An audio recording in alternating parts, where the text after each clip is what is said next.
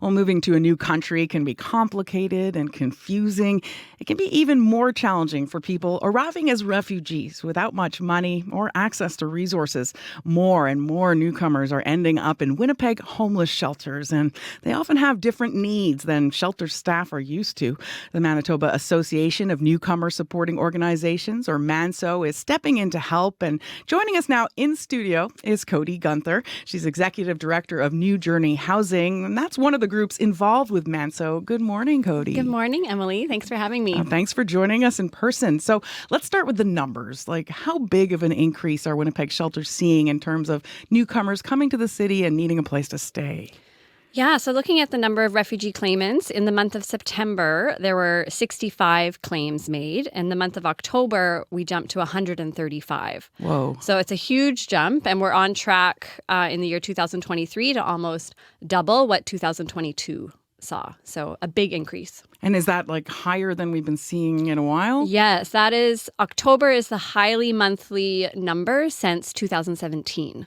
And that was a different era. That was a very different era. That was when Trump got in the States, and a lot of people were trying to flee the States to come to Canada. Okay, so tell us a bit about the newcomers you're meeting now at the shelter. Where are they coming from, and why do they end up staying in the shelters? Mm-hmm. So when refugee claimants first arrive, they're here on a temporary status, and they're not eligible for a lot of services. So they can't get social assistance. They can't get into housing right away. So they're in need of a free place to stay, which is the shelter system. They're coming from various countries in Africa, Central America. We have a lot of Arabic speakers, French, Spanish.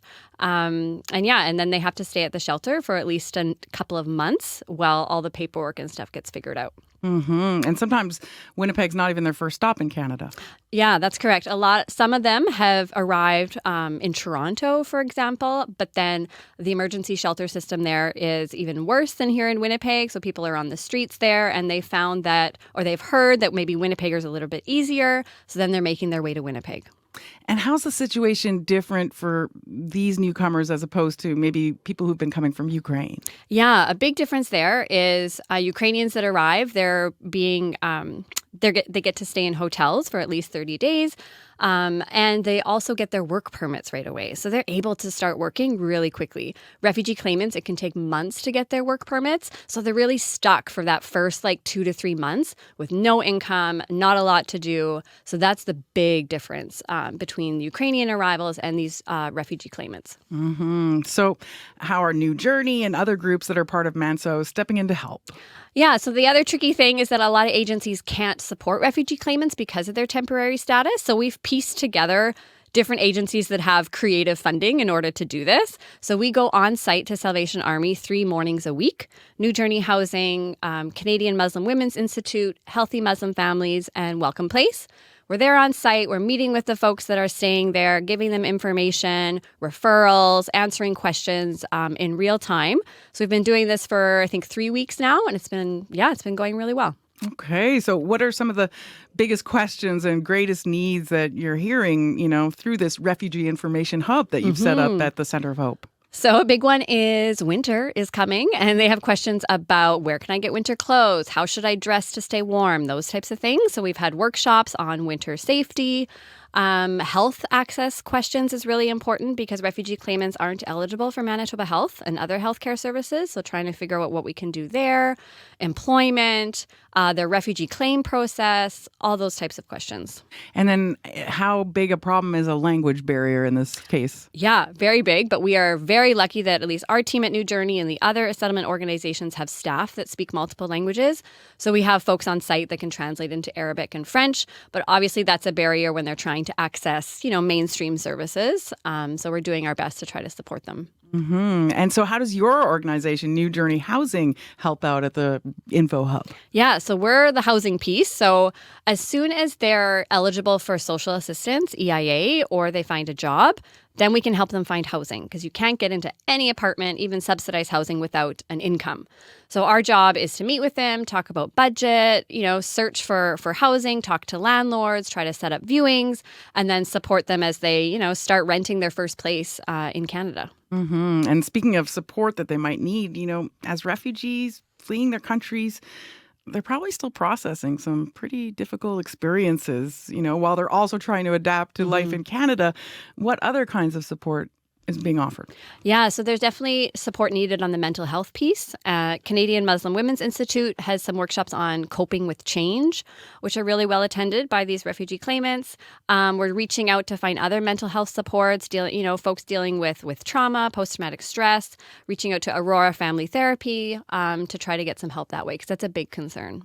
Meanwhile, they're sharing these shelter spaces with people who are in different situations. What kind of response is there to newcomers, staying in shelters that are generally already jam-packed in Winnipeg? Yeah, and that's why we started this. Some of the shelters were reaching out to us saying, hey, we're at capacity already. We're seeing this rise in refugee claimants. What can we do?